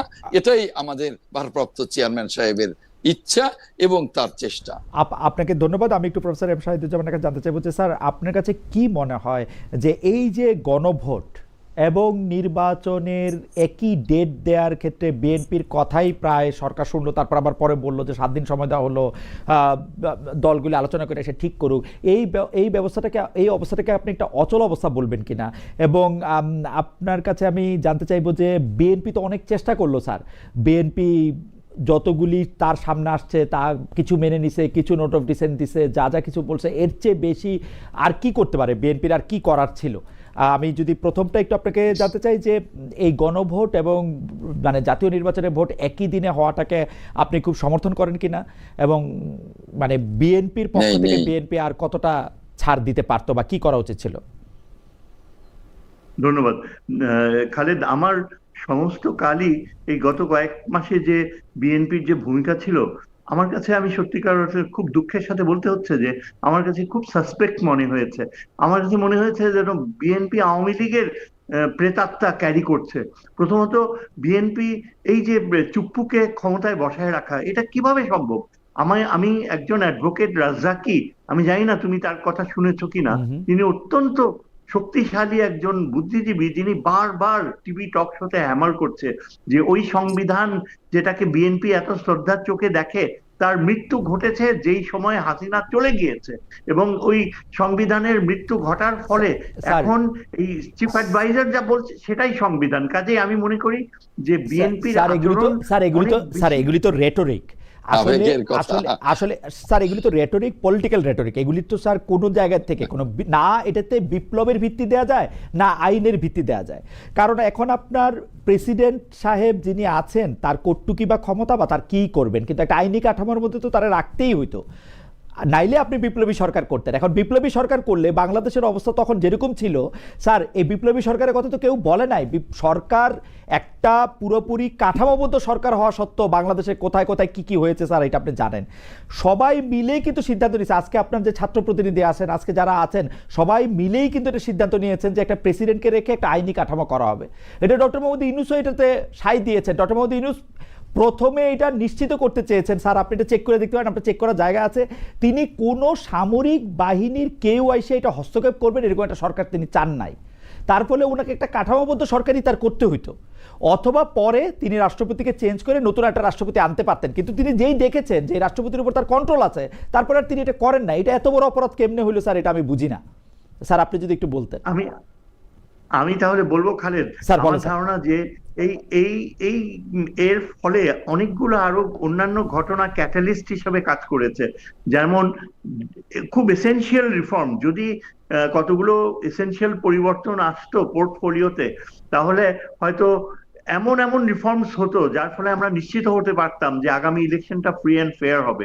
কিন্তু এখন যে বর্তমান পরিস্থিতি, যে এত কাজ করে গিয়েছে আলী রিয়াজ এবং অন্যান্য এই কমিশনের সদস্যরা, কিন্তু আসল বিষয় অ্যাড্রেস করা হয়নি। কেননা আমাদের আগামী ইলেকশনে আমরা এখনো নিশ্চিত হতে পারছি না যে ফ্রি অ্যান্ড ফেয়ার ইলেকশন হবে। কেননা যেমন ধরেন সবচেয়ে শক্তিশালী যে ইন্টেলিজেন্স বডি, যা আগে ইলেকশন ইঞ্জিনিয়ারিং এ ইনভলভ ছিল গত কয়েকটা ইলেকশনে, তাদেরই প্রতিনিধি কি পজিশনসে বসে আছে। ডিজিএফআই তে দুটা কি পজিশনস কন্ট্রোল করছে এমন দুজন স্যার অফিসার। আমি আপনাকে একটু থামাই স্যার। ডিজিএফআই এখনো রিপোর্ট করে সরকার প্রধানকে। আপনি যদি ডিজিএফআই এর জন্য কিছু বলেন, এগেইনস্টে কিছু বলেন, এটা সরাসরি ডক্টর মোহাম্মদ ইউনূসের এগেইনস্টে বলা হয়, তাহলে তো স্যার আমরা আমাদের কেটে গঞ্জুস করতে হবে। কারণ হচ্ছে যে ডিজিএফআই শুধু ডক্টর মোহাম্মদ ইউনূসকে রিপোর্ট করেন। ডক্টর মোহাম্মদ ইউনূস যদি টের পান যে ডিজিএফআই তার কথা শুনতেছে না এবং তিনি যদি একটা অনেস্ট মানুষ হন, হয় তাকে পদত্যাগ করতে হবে অথবা ডিজিএফআই ডিজিকে বরখাস্ত করতে হবে, ডিজিএফআই কে বিলুপ্ত করতে হবে। এর কোনোটাই তো তিনি করতেছেন না। আমরা কেন ধরে নিতেছি ডিজিএফআই ডক্টর মোহাম্মদ ইউনূসের চোখ ফাঁকি দিয়ে অন্য কারো হয়ে কাজ করতেছে? এটা কেন স্যার? আমি জানি না, এটা তোমার কাছে আমি প্রথম শুনলাম যে ডক্টর ইউনূসের কাছে রিপোর্ট করে। স্যার ডিজিএফআই তো আর কারো কাছে রিপোর্ট করবে না স্যার। ডিজিএফআই তো আর কারো কাছে রিপোর্ট করবে না স্যার। ডিজিএফআই তো ডক্টর ইউনূসের অধীনে। আমি যতদূর বুঝতে পারি এই মিলিটারি রিফর্মস হয়নি, সামরিক বাহিনীতে রিফর্মস হওয়া অত্যন্ত জরুরি ছিল। এবং তার আগে এই যে ইলেকশনের দিকে আমরা যাচ্ছি, এটা অনেকটা আগামী দিনগুলোতে সেটা ডক্টর মোহাম্মদ ইউনূসকে বলেন। ডক্টর মোহাম্মদ ইউনূস 1.5 বছর ক্ষমতায় আছেন, 1.5 বছরের মধ্যে উনার যদি মনে হয় ডিজিএফআই উনার কন্ট্রোলে নাই, উনি এই সৎসাহস নাই উনার এটা বলা যে ডিজি আমার কথা শুনে না। স্যার প্রত্যেকটা চাকরিতে একটা সুপারভাইজার থাকে স্যার, প্রত্যেকটা চাকরিতে একটা সুপারভাইজার থাকে। ডিজিএফআই ডিজি কিন্তু সেনাপ্রধানকে রিপোর্ট করেন না, রিপোর্ট করেন সরকার প্রধানকে, এবং সেনাপ্রধানের উপর চোখ রাখা তার একটা কাজ। সেই নিয়মটা যদি ব্যত্যয় ঘটে তো সরকার প্রধান প্রাইম মিনিস্টার নয়, একটা আলাদা টাইটেলের লোক। না প্রাইম মিনিস্টার না স্যার, আপনি সংবিধান পড়ে দেখেন, একদম সকল উনি এনজয় করেন। এমন কি রাষ্ট্রপতি যে কথাটা বলবেন। জি sir, I am not so sure. আমি so sure sir, I am so sure. প্রধানমন্ত্রীর একটা কাজও নাই যেটা প্রধান উপদেষ্টা এনজয় করতে পারেন না sir. I am so sure, একটাও নাই স্যার। তাহলে এত ডিসস্যাটিসফ্যাকশন কেন? কোথায় স্যার ডিসস্যাটিসফ্যাকশন? তো আপনার মধ্যে স্যার, প্রফেসর ইউনূসের মধ্যে তো নাই। আপনার মধ্যে দেখি স্যার আমি ডিসস্যাটিসফ্যাকশন। প্রফেসর ইউনূস তো খুশি না। এমনও তো হতে পারে যে professor Yunus helpless, he is sitting helpless. যেমন হেল্পলেস হলে তো মোরালি উনি হেল্পলেস হলে তো একটা কথা তো বলবে যে আমি চেয়ারে থাকবো না, আমার কথা শুনতেছে না ডিজিএফআই ডিজি। তাহলে তো শোনা যায় যে তিনি বেশ কয়েকবার ইঙ্গিত দিয়েছেন। ইঙ্গিত দিয়া তো স্যার বেশ কয়েকবার সেই ইঙ্গিত দিয়া তো স্যার কবিতা হয়, ইঙ্গিত দিয়া তো আর কাজ হয় না। ইঙ্গিত উনি কেন দিবেন? উনি সরাসরি বলবেন ডিজিএফআই ডিজি রে চেক করবেন, উনার কি হবে? দেখেন, আমাদের সবচেয়ে উল্লেখযোগ্য প্রবলেম হচ্ছে এই যে অ্যাপয়েন্টমেন্টস গুলো হচ্ছে এখন, সরকারি অ্যাপয়েন্টমেন্টস বলা হয় আগের চেয়ে 3 গুণ 4 গুণ বেশি ঘুষ দিয়ে সরকারি অ্যাপয়েন্টমেন্ট হচ্ছে। সেই ঘুষটা কে খাচ্ছে স্যার আপনি বলেন? সেই ঘুষটা কে খাচ্ছে স্যার? এখানে প্রফেসর ইউনূসের কি রয়েছে রোল? উনি তো কোনো রোল প্লে করতে পারছেন না। রোল প্লে না করতে পারলে তো ওই চেয়ারে ওনার বসার দরকার নাই। চেয়ারে বসে রয়েছে, রোল প্লে করবেন না, এটা কেমন কথা? কেউ নাই তাকে রিপ্লেস করার। স্যার আপনার কাছে এই কথাগুলি শেখ হাসিনার আমলের কথার মতো মনে হচ্ছে না যে বিকল্প দেখাও, বিকল্প নাই, কাজ করতে পারবে না, আবার বলবে বিকল্প নাই। কথা হচ্ছে একটা বিষয় আমি নিশ্চিত হতে চাই, এই যে এই প্রসঙ্গগুলো কন্ট্রোভার্সিয়াল খালেদ, আমি কেন তুললাম? কারণ আমার ধারণা, একজন নিরাপত্তার ছাত্র হিসেবে আমি মনে করি যে আওয়ামী লীগ এমন পর্যায়ে নিয়ে গিয়েছে দেশটাকে যে মতাদর্শগত ভাবে আওয়ামী লীগ অখণ্ড ভারতের প্রক্রিয়ায় আবদ্ধ হতে যাচ্ছিল শেষ পর্যন্ত। এবং যখন আমরা শুনি যে এটা চিন্তা ভাবনা হচ্ছে যে আওয়ামী লীগকে আবার ইনক্লুসিভ ইলেকশনে আসার সুযোগ দেওয়া হবে কিনা, তখন আমি রীতিমতো অ্যাবসলিউটলি নার্ভাস হয়ে যাই। স্যার আমি আপনাকে একটা কথা বলি, স্যার আমি আপনাকে একটা কথা বলি আপনার বিবেচনার জন্য। শেখ হাসিনা ভারতের সাথে কি সম্পর্ক মেনটেন করে কিভাবে ক্ষমতায় ছিল সেই কথাটা যদি আপনি মনে রাখে আপনি ভাবেন শেখ হাসিনাকে বাংলাদেশ থেকে পালা যেতে হয়েছে। এখন আওয়ামী লীগের সরকার বসে রয়েছে, ভিতরে ভিতরে অনেক আওয়ামী লীগের লোক, এগুলি জুজুর ভয় স্যার, এগুলি অক্ষমতার টাকার, এগুলি সামর্থ্যের অভাবের, এগুলির ভয়। স্যার আমরা দেখি নাই চেয়ার ছাইরা দিলে একদিন আমলারা পক্ষে থাকে না, 3 মাসের মধ্যে সবকিছু উল্টায় যায় নাই স্যার। 2001-এ শেখ হাসিনা ক্ষমতায় ছিল না, যেদিন ক্ষমতা থেকে বাইরেছে সেদিন লতিফুর রহমান সাহেব সবকিছু উল্টাই দিছে না একটা। স্যার 2001-এর ইলেকশনে স্যার আপনার মনে নাই লতিফুর রহমান সাহেব যেদিন ক্ষমতায় আসছে সেদিন 64টা সচিব উনি পাল্টাইছে, প্রত্যেকটা ডিসিএসপি পাল্টাইছে। সে উনি কারোর জন্য বসে ছিল যে এ বলবে করবে? এরা পারে না স্যার, আপনার বন্ধুরা স্যার পারে না, এটা আপনি বলেন স্যার। দেখেন না খালেদ, তুমি যদি এটাও তো খেয়াল করতে হবে যে ইট ইজ কমপ্লিটলি আনচার্টার্ড ওয়াটার্স। প্রত্যেকটা অ্যাকশন, প্রত্যেকটা ইনিশিয়েটিভ, এই যে ঘটনা প্রবাহ, এটা সম্পূর্ণ অজানা। বাংলাদেশের রাজনীতি কখনো এই স্তরে যায়নি। আমরা সবাই কিন্তু সমালোচনা করতে পারি। আমি তো ইউনূস সাহেবকে বলবো যে তিনি যথেষ্ট কৃতকার্য হয়েছেন, দেশের একটা অর্থনৈতিক ব্যালেন্স তিনি দাঁড় করাতে পেরেছেন, আমাদের ফরেন এক্সচেঞ্জ রিজার্ভস ভালো পজিশনে রয়েছে সেটা এনশিওর করেছেন। হ্যাঁ, অনেক সমালোচনা করার মতো রয়েছে, কিন্তু এই বিষয়গুলো, যেমন ধরেন এই যে আমাদের এখন একটা রেফারেন্ডাম হবে, এই ব্যাপারটাও কিন্তু ঠিক বিএনপি ভালোভাবে নিচ্ছে না। তারা বলছে যে এটা হওয়া উচিত না, অথচ আমরা যা দেখতে পাচ্ছি যে দেশের অন্যান্য যে রাজনৈতিক দলগুলো সবাই চাচ্ছে যে এই মাসে বা আগামী মাসের মধ্যেই একটা রেফারেন্ডাম হয়ে যাক যে সনদের ব্যাপারে। সেটাও তো একটা বড় বিপদ। স্যার আপনি মনে করেন যে আগে রেফারেন্ডামটা হোক তারপরে নির্বাচনটা হোক? আমি তো তাই মনে করি, আমার মনে হয় দেশবাসীরা সেটাই চায়। ওকে স্যার, আপনাকে ধন্যবাদ। আপনাকে ধন্যবাদ। আমাদের একজন দর্শক, উনার নাম উস্তাদ, মানে উস্তাদ, উনি বলতেছেন look at the clown like theory of Khaled, are you sure Hasina don't, oh my God, Hasina don't have their people inside? আমি বলি বাংলাদেশের রাজনীতি আমরা ফলো করি, আমরা দেখছি যখন চেয়ার থেকে চলে যায় কোনো প্রধানমন্ত্রী, শেখ হাসিনা যখনই চেয়ার থেকে চলে গেছে তখন আর ওর ফলোয়ার বলে কিছু নাই। আমি এটা গ্যারান্টি দিয়ে কইতে পারি, কারণ এটা কোনো আদর্শের রাজনীতি না, এটা ক্ষমতার ভাগাভাগি রাজনীতি। সুতরাং এই জুজুর ভয় দেখায় লাভ নাই যে উনার লোকরা বসে রয়েছে। উনার লোকদের কোনো ক্ষমতা থাকলে ওনাকে দেশ ছেড়ে পালাইতে হইতো না, উনি দেশেই থাকতো। আমাদের ভাই, আমি আপনার একটা কথা বলি, এইটা আপনার কাছে এই প্রশ্নটা করি যে আসলে নুরুল কবির ভাইকে আমি শুনতেছিলাম একই দিনে যদি আপনি গণভোট দেন এবং জাতীয় সংসদ নির্বাচনও দেন, তাহলে সেটা হয়ে যায় হচ্ছে হাইকোর্ট এবং এপিলেট ডিভিশন বা হাইকোর্টের যে এপিলেট অথরিটি আছে তার ভোট একই সঙ্গে। এইটা কি আসলে হইতে পারে কি না? মানে গণভোটটাই তো আগে হয়ে যাওয়া উচিত, যেটাকে রিফর্মটা কিভাবে হবে, কোন স্কেলে হবে সেইটা, আর জাতীয় নির্বাচন হওয়া উচিত। এটা মানে মনে হয় কিনা আপনার কাছে এরকম? বিএনপি এটাকে একদিনে করতে বলছিল এবং আমরা দেখলাম যেটা একদিনই হবে, এরকম একটা কথা। আচ্ছা, আমি তার আগে একটু দুই একটা বিষয়ে শাহিদুজ্জামান ভাই বা আপনার আলোচনার থেকে একটু অ্যাড্রেস করতে চাই। এই যে ঐক্যমত্য কমিশনের যে জুলাই সনদ, এই জুলাই সনদে সবচেয়ে বেশি ছাড় দিয়েছে কে? যতগুলি প্রস্তাব এসছে সবচেয়ে বেশি ছাড় দিয়েছে বিএনপি। মাত্র কয়েকটা পয়েন্টে নোট অফ ডিসেন্ট দিয়েছে, এবং প্রধান উপদেষ্টা নিজে বলেছেন যে যে সমস্ত পয়েন্টে নোট অফ ডিসেন্ট আছে সেগুলো বাদ দিয়েই জুলাই সনদ বাস্তবায়ন হবে। অথচ যখন জুলাই সনদ স্বাক্ষর করা হলো তখন কি করা হলো? Note of dissent. কিন্তু আজব ভাই, আপনি একটা কথা বলি, আপনি আইনজীবী মানুষ, সঠিক নয়। আজব ভাই আমি একটা কথা বলি, আজব ভাই আপনি একটা কথা বলি, আজব ভাই আমি একটা কথা বলি। আপনি বলতেছেন সবচেয়ে বেশি ছাড় দিয়েছে বিএনপি। বিএনপির তো জমি জিরা দেওয়ার কথা বলা হয় নাই, যা কিছু বলা হয়েছে তা একটা ফেয়ার। বিএনপির তো জমি জিরা দেওয়ার কথা বলা হয় না, বিএনপির তো বলা হয় না পকেট থেকে টাকা দিয়ে দাও। যা কিছু বলছে সেগুলি সংস্কারের জন্য, সেগুলি ব্যালেন্স তৈরি করার জন্যই। কিন্তু বিএনপি মনে করলো যে তারা ক্ষমতায় যাবে, তখন সবকিছু তাদের কাছে খারাপ লাগতে শুরু করলো। সরি আজব আপনি বলেন, আমি শুনেন। এই কথাটা সত্য নয়। যদি তাই হতো, বিএনপি যদি তাই মনে করতো, তাহলে বলতো যে ঠিক আছে সব মানলাম, ক্ষমতায় যেয়ে বলবে কিছুই মানি না। তা না, বিএনপি যতটা ছাড় দিয়েছে কোনো দলই অতটা ছাড় দেয়নি, কোনো দলই না, আমি হলফ করে বলতে পারি। আর আমাদের আবু হানিফ রাজ্জাকী সাহেবের কথা বলেন, আবেগ এক জিনিস আর রাষ্ট্র আরেক জিনিস, সংবিধান আরেক জিনিস, সরকার আরেক জিনিস। যদি মনে করেন প্রধান উপদেষ্টা যা বলবে তাই সংবিধান, না, কিন্তু আপনারা কিন্তু আজম ভাই আপনারা সংবিধানের প্রতি বিশেষ ভালোবাসা দেখাচ্ছেন। আজম ভাই আপনারা সংবিধানের প্রতি বিশেষ ভালোবাসা দেখাচ্ছেন। আপনাদের শীর্ষ নেতৃবৃন্দ কিন্তু এই সেই সংবিধানকে ছুঁড়ে ফেলে দেওয়ার কথা বলছিলেন ডাস্টবিনে। শুনেন ছুঁড়ে ফেলে দেব এটা যখন সংস্কার হবে। আপনি সংবিধান অনুযায়ী ওত নিলেন কেন? আপনি তো শহীদ মিনারে ওত নিতে পারতেন, যেরকম ফরাদ মজদার বলেন, তা তো নেন নাই। আপনি তো নিয়েছেন রাষ্ট্রপতির কাছে, ওত নিলেন কেন?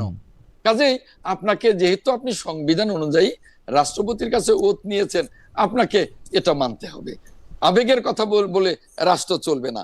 এখন আসেন, শহীদুজ্জামান ভাই বললেন যে আওয়ামী চরিত্রে, শুনেন, আওয়ামী লীগের চরিত্রটা ফ্যাসিবাদী, বিএনপির চরিত্রটা গণতান্ত্রিক। এই জিনিসটা ভুলে গেলে চলবে না যে আমরা আজ পর্যন্ত যতগুলি কর্মকাণ্ড করেছি গণতন্ত্রের বাইরে কিছু করি নাই। আমরা উদার গণতান্ত্রিক রাজনৈতিক দল। এখন আপনার কথায় আসি, গণভোট। দেখুন, গণভোট সম্পর্কে সেদিনও জামায়াত বলেছে যে নির্বাচন না হোক আগে গণভোট হয়ে যাক। লাভটা কি হলো? সনদটা কে বাস্তবায়ন করবে? উদ্দেশ্যটা কি? উদ্দেশ্য তো মহৎ নয়। অতএব যদি সারাটা দেশ নির্বাচনমুখী হয়ে গেছে, সারা দেশ গণতন্ত্রের পথে যাওয়ার জন্য উন্মুখ হয়ে আছে, এই মুহূর্তে আমাদের নির্বাচনটাই মুখ্য। নির্বাচনের জন্য সমস্ত বিদেশি বিনিয়োগ আটকে আছে, নির্বাচনের জন্য আমাদের দেশি বিনিয়োগ আটকে আছে, নির্বাচনের জন্য পাওয়ার সেক্টরের অনেক কিছু আটকে আছে, নির্বাচনের জন্য ব্যাংকিং ব্যবস্থা এখনো ভঙ্গুর হয়ে আছে। গণতন্ত্রে ফেরত না যাওয়া পর্যন্ত আমরা যতই মুখে কথা বলি না কেন, একটা সমৃদ্ধ বাংলাদেশের দিকে এগুতে পারছি না। সেই ক্ষেত্রে আমাদের এখন নির্বাচনে না গিয়ে এখনই গণভোট কেন? নির্বাচনের পরে গণভোট হতে পারে না?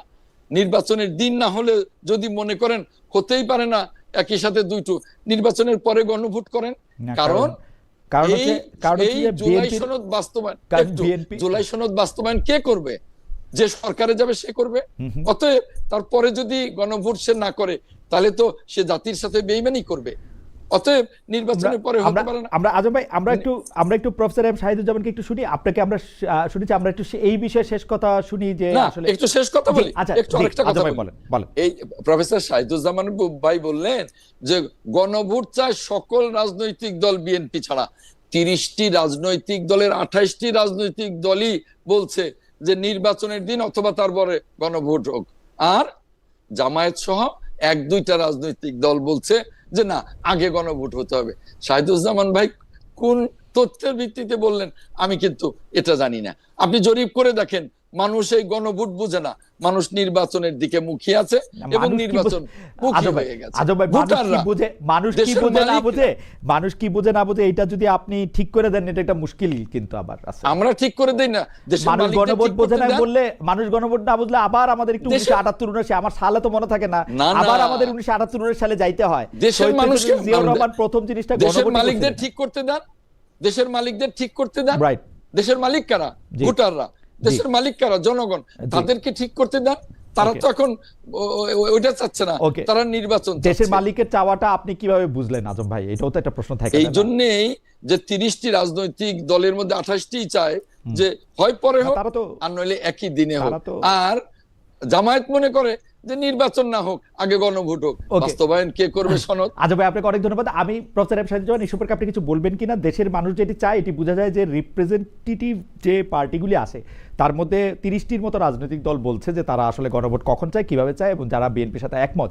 তাহলে তো এইটা তো গণভোটটার ব্যাপারে তো এক ধরনের কনসেনসাস হইছেই। আপনি এটাকে আগে কেন চাচ্ছেন আপনি যদি একটু বলেন প্রফেসর এম শাহিদুজ্জামান, এটা আসলে কি উপকারও বা করবে আমাদের?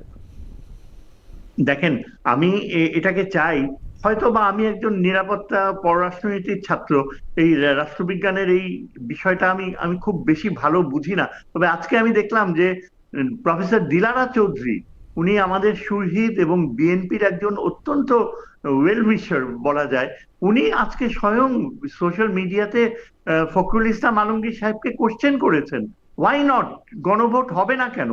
হতে হবে। একই দিনে কিভাবে হয়? উনি নিজেই প্রশ্ন করেছেন এবং উনি একটা পূর্ণ ব্যাখ্যা দিয়েছেন যে কেন অন্তত 1 মাস 1.5 মাস আগে গণভোটটা অবশ্যই হওয়া উচিত।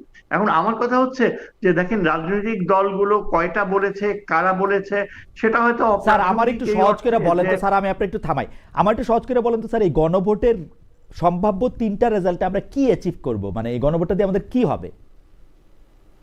আমার তো ধারণা যে গণভোটের মাধ্যমে আমরা একটা গণভোটে কি পাবলিক নিয়ে হচ্ছে স্যার? কনসেন্ট কোন দিকে যাচ্ছে, গণভোটটা একটা 20 পাতা, পার্টিসিপেশন একটা কেমন গণভোটটা হচ্ছে, একটা 28 এই পাতার প্রশ্নপত্রে হইতেছে, এটাতে আমরা এটাতে কি অ্যাচিভ করব স্যার? মানে ধরেন সবাই বলল হ্যাঁ, সবাই বলল না, এই 3টা সিনারিওতে আমরা কি পাবো গণভোটটা দিয়ে স্যার, এটা যদি একটু বলতেন। দেখেন এটার যদি মহত্ব না থাকতো তাহলে রাষ্ট্রবিজ্ঞানীরা এটাকে কেন এত গুরুত্ব দিচ্ছে? আপনি আমাকে বলেন খালেদ, প্রফেসর দিলারা চৌধুরী তো অত্যন্ত ঘনিষ্ঠ স্যার প্রফেসর দিলারা BNP চৌধুরীকে পাইলে আমি প্রফেসর দিলারা আজকে চৌধুরীকে এটা জানতে চাইবো স্যার, আপনিও কম গুরুত্বপূর্ণ বিজ্ঞানী, মানে আমাদের যেটাকে বলে হচ্ছে সোশ্যাল সায়েন্সের বিজ্ঞানী না, আপনি আমাকে স্যার বুঝায় বলেন, আমাদের দর্শকদের উদ্দেশ্যে বলেন এই গণভোটটা দিয়ে আমরা কি পামু, এই গণভোটটার হ্যাঁ হইলে কি হবে, না হইলে কি হবে, গণভোট পুরাটাই না না না হইলে কি হবে আমাদের? আমি বলি আপনাকে, কেন এটা যেহেতু আমরা কেন এটা প্রায় এত 16 জরুরি স্যার, বছর কেন এটা এত জরুরি স্যার? আমরা যেহেতু 16 বছর গণতন্ত্রবিহীন ছিলাম স্যার। এবং প্রায় 16টা বছর 3টা ইলেকশনের নামে ধাপ্পাবাজি হয়েছে, স্যার। গণভোটের মাধ্যমে আমরা কয়েকটা প্রসিডিউরাল গেইনস তো অবশ্যই করব। হ্যাঁ। প্রথম কথা হচ্ছে degree of participation in voting, এটার একটা সুস্থ মাত্রা আছে কিনা সেটা আমরা ভালোভাবে বুঝতে পারবো। তারপর ধরেন এই যে 16 বছরের ফিমেল পার্টিসিপেশন বলতে কিছুই ছিল না, একটা গণভোট যদি হয় তাহলে আমরা দেখব যে কিভাবে কতখানি মানুষ অ্যারাউজড হয়, সোশ্যাল কনসিয়াসনেস জাগে, এবং গ্রামে গঞ্জে লক্ষ লক্ষ মহিলা তারা কি গণভোটে অংশগ্রহণ করে কিনা। তার মানে সবচেয়ে বড় ইউটিলিটি হচ্ছে যে জাতীয় ইলেকশনটা কতখানি কার্যকর, পার্টিসিপেটরি হবে, তারই একটা বড় পূর্বাভাস আমরা পেয়ে যাব এই বরং গণভোটের জাতীয় মাধ্যমে। নির্বাচনটাকে তারপর যদি আপনি ভণ্ডুল করবার আজম ভাই, আপনি perspective বলবেন, নিয়ে আপনি চিন্তা শেষ কথা করেন। বলবেন, স্যারকে একটু বলতে দেন, স্যার বলুন, আপনি শেষ কথা বলেন। জি স্যার আপনি বলেন, আপনি কন্টিনিউ করেন। হ্যাঁ, এই যে এই এক্সারসাইজ ইটসেলফ, এটা প্রথমত আমাদেরকে একটা বড় রকমের সাহায্য করবে, ইলেকশন কমিশন সহ অল দ্য স্টেক হোল্ডার্স, যে মানুষের রেসপন্স কতটুকু, মানুষ কতখানি সচেতন বা আগ্রহ নিচ্ছে। তারপর আপনি যদি সাবস্টেন্সের কথা চিন্তা করেন, নিশ্চয়ই একটা উদ্দেশ্য রয়েছে যে আপনি কি হ্যাঁ বলেন না না বলেন। হ্যাঁ বললে দেশ একদিকে যাবে, দেশের যে ঘটনা প্রবাহ একদিকে যাবে, আর না যদি ভোট দেয় তাহলে কিন্তু ঘটনা প্রবাহ একদম অন্যদিকে যেতে পারে। হ্যাঁ, এবং এটা ভবিষ্যতের দিক নির্দেশনা হয়ে দাঁড়াবে যে মানুষ কতখানি গুরুত্ব দিচ্ছে এই সনদকে, এই সনদের উপযোগিতাকে, এবং এই যে দীর্ঘ একটা সংগ্রাম হয়েছিল, এত স্যার ত্যাগ আমার স্বীকার করা আমার হয়েছিল। আমার আমার মনে হয় যে স্যারের জায়গা থেকে একটু ব্যাখ্যা করেছেন যে এই গণভোটের আসলে অনেক উপযোগিতা আছে, এবং এই উপযোগিতাটা হচ্ছে মানুষের উইলটা, পিপলস যে উইল, সেটাও আসলে খুব ভালো করে বোঝাবে। আমাদের একদম সময় নাই, তবু স্যার যেহেতু একটা বিস্তারিত প্রস্তাবনা সামনে রেখেছেন যে কেন গণভোট দরকার, আপনি যদি 1 মিনিটে বলে আপনি অনুষ্ঠান শেষ করে দেন আজম ভাই। যে জাতীয় সনদ, জুলাই সনদ যেটা তৈরি করা হয়েছে, সেখানে যে কয়টা নোট অফ ডিসেন্ট আছে, সে কয়টা নোট অফ ডিসেন্ট রেখে এই গণভোট যদি নির্বাচনের দিন বা তারপরে গণভোট ভালো, আমি মনে করি হওয়া দরকার। কিন্তু গণভোট না হলে, নির্বাচন হলে দেশে এই জুলাই সনদ বাস্তবায়ন হবে না, এটা আমি কোনোভাবেই বিশ্বাস করি না। গণভোটে জুলাই সনদ বাস্তবায়ন, স্যার যেটা বললেন আমরা পয়েন্টে আসি, স্যার যেটা বললেন না। আমরা পয়েন্টে আসি, এই গণভোটটা জাতীয় ইলেকশনের আগে হইলে কি সমস্যা? ধরেন 1 মাস আগে হইলো সমস্যা এই জন্যই, এটাই যে যেহেতু ফেব্রুয়ারি আমাদেরকে নাড়া দিচ্ছে একেবারে দরজার কাছে, এই সময় যদি নভেম্বরের আমরা নভেম্বর নাগাদ আমরা 15 দিন পরে একটা গণভোট করি, ওই ফেব্রুয়ারি নাড়তে থাকুক, আমাদের অসুবিধা কি? এই দুটো বড় নির্বাচন করবার মতো অবস্থা এই নির্বাচন কমিশনের বা বর্তমান সরকারের এই ইকোনমিতে যায় না। এবং বর্তমান সরকার তো পলিটিক্যাল পার্টিদের উপরে ছাড়লো, বর্তমান সরকার তো পলিটিক্যাল পার্টিদের উপরে ছাড়লো। আপনাদের জন্য কোনো অসুবিধা না থাকে আপনারা বলেন যে আগে দিয়ে দেন, সরকারের ব্যাপার, নির্বাচন কমিশনের নিতে পারলো কিনা পারলো না। পলিটিক্যাল পার্টিদের কাছে কেন সরকার ছাড়লো? পলিটিক্যাল পার্টি তো মাসের পর মাস অত্যন্ত ধৈর্যের সাথে এক টেবিলে বসে এই জুলাই সনদ তৈরি করেছে, কিছু সামান্য কিছু নোট অফ ডিসেন্ট আছে, কিন্তু এখন কেন পলিটিক্যাল পার্টির উপরে ছাড়বে? এখন এটা সরকারের সিদ্ধান্ত, এবং আমরা মনে করি যে গণভোট না হলেও এই জুলাই সনদ বাস্তবায়ন হবে। Okay. গণভোট না হলে গণভোট না হলেও একেবারে জুলাই সনদ বাস্তবায়ন হবে। অ্যাডভোকেট আহমেদুজ্জামান খান, বাস্তবায়ন আপনাকে- হবে। এখানে নোট অফ ডিসেন্টের যে বিষয়টা আছে, আপনারা যারা ক্ষমতায় যাবে তারা নোট অফ ডিসেন্টকে আপনারা তো- অবশ্যই অনার করবে, অনার করবে। আপনারা তো নোট অফ ডিসেন্ট দিয়া মানে একটু সবাইকে একটু দ্বিধার মধ্যে ফেলে দিয়েছেন। যে হাউএভার না, নোট অফ ডিসেন্ট তো কয়েকটা জায়গায়, সেখানে তো আমাদের রিজার্ভেশন থাকতেই পারে। সেখানে এটা তো আমরা পরিষ্কার করেছি। আমরা তো জাতির সাথে প্রতারণা করতে যাইনি, Okay. আমরা তো পরিষ্কার করেছি। এখন আমাদের কথা স্পষ্ট যে যদি গণভোট হতে হয় এই জুলাই সনদের উপরে, এই জুলাই বিপ্লবের অভ্যুত্থানের উপরে আমাদের পূর্ণ আস্থা আছে। Okay. এখানে আমরা পার্টিসিপেট এটা করেছি, আপনার মুখের কথা। আমাদের রক্ত আমরা- ঝরেছে। এটা আপনার মুখের এখানে কথা, আজম আমি ভাই। শেষ না, আজম ভাই, লাইন শেষ তুলে করেন। নো, মুখের আজম ভাই, কথা শেষ নয়। করেন। আমরা রক্ত দিয়ে এটাকে প্রমাণ করেছি। যাই। আমরা যদি গণভোট করতে হয় তাহলে একই দিনে করেন। দুটো নির্বাচন, এই এত বড় নির্বাচনের আগে এই নির্বাচনটা করাটা ঝুঁকির মধ্যে পড়ে যাবে পরের নির্বাচনটা, আমি এটাই বলবো। অ্যাডভোকেট আহমেদুজ্জামান খান, অনেক ধন্যবাদ প্রফেসর ডক্টর এম শহীদুজ্জামান। আপনারা দুজন অনেকগুলি বিষয়ে আপনারা অনেক আলোচনা করেছেন এবং কিছু প্রশ্নের উত্তর দিতে আমাদের চেষ্টা করেছেন। আমাদের দর্শকরাও আপনাদের সাথে যুক্ত হয়েছিলেন, অনেক প্রশ্ন করেছেন, অনেক কিছুর ব্যাপারে জানতেও চেয়েছেন। আপনাদের দুজনকে অনেক ধন্যবাদ দিয়ে আজকের অনুষ্ঠান এখানেই শেষ করছি।